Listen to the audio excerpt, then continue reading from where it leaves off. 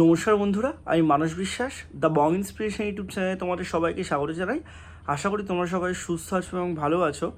তা রাজ্যের সরকারি চাকরি প্রার্থীদের জন্য এই ভিডিওটা ভীষণভাবে গুরুত্বপূর্ণ।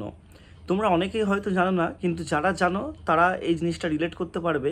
আমাদের রাজ্যে বর্তমানে ডব্লিউপিআরবির তরফ থেকে ডব্লিউপি কনস্টেবলের ইন্টারভিউ হয়ে কিন্তু তোমাদের ফাইনাল মেরিট লিস্টটা প্রকাশিত হচ্ছে না। ডব্লিউপিএসসির 2023-এর বিসিএনএস আর ক্লার্কশিপের মেন পরীক্ষা হয়ে যাওয়ার পর রেজাল্ট পাবলিশ হচ্ছে না। তোমাদের নতুন কোনো রিক্রুটমেন্ট যেমন ক্লার্কশিপ 2024-এর রিক্রুটমেন্ট প্রকাশিত হচ্ছে না।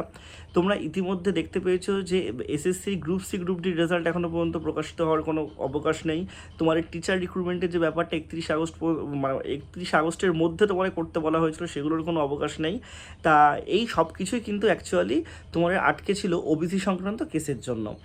তা তোমরা ইতিমধ্যেই জানো যে 7% নাকি 17% এই ওবিসি সংক্রান্ত বিবাদে কিন্তু তোমাদের এতগুলো রিক্রুটমেন্ট আটকে আছে।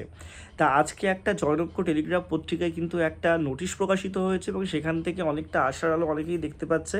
সেখানে কিন্তু বলেই দিয়েছে যে ডব্লিউবি অর্থাৎ West Bengal school service commission কিন্তু 17% ওবিসি কোটা মেনেই তাদের যে টিচার রিক্রুটমেন্টের যে প্রসেসটা, সেই প্রসেসটা কিন্তু এগোবে, অর্থাৎ যেটা এখন এতদিন পর্যন্ত একটা স্থগিত ছিল বলা চলে। তা তোমরা অনেকেই কিন্তু গ্রুপ সি গ্রুপ ডির রেজাল্টের কথাও জিজ্ঞাসা করছো। তা গ্রুপ সি গ্রুপ ডির রেজাল্ট নিয়ে কিন্তু নানা জায়গায় নানা রকমভাবে কথা শোনা যাচ্ছে। তোমাদের যখন একটা প্রেস কনফারেন্স কিছুদিন আগে হয়, সেখানে কিন্তু মানে তোমার যে শিক্ষামন্ত্রী তিনি বলেছিলেন যে গ্রুপ সি গ্রুপ ডির রেজাল্ট কিন্তু রেডি, কিন্তু যেহেতু সুপ্রিম কোর্ট তোমাদের টিচারদের নিয়োগ করার কথা তোমাদের 31 আগস্টের মধ্যে বলেছে, সেটার দিকে তারা নজর রাখছে। সেখানে কিন্তু স্বভাবতই মানে প্রশ্নটাকে এড়িয়ে যাওয়াই বলা চলে। সে কিন্তু সুস্পষ্টভাবে কোনো কিছু তোমাদের বলেনি তোমাদের রেজাল্টটা কবে দেবে।